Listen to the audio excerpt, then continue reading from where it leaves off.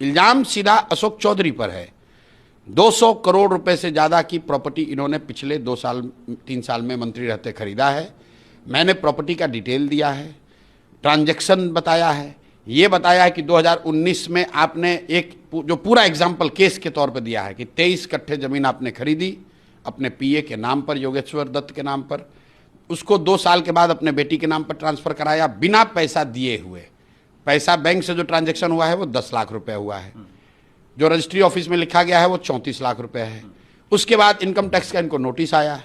Income tax ने ये कहा कि भाई 34 लाख की प्रॉपर्टी के अगेंस्ट में आप 10 लाख रुपए ही कैसे ट्रांजैक्शन किया है। तो उसके 4 बरस के बाद 2025 में इन्होंने 25 लाख रुपया अपने बैंक से फिर ट्रांसफ़र कराया है योगेश्वर दत्त के नाम पर।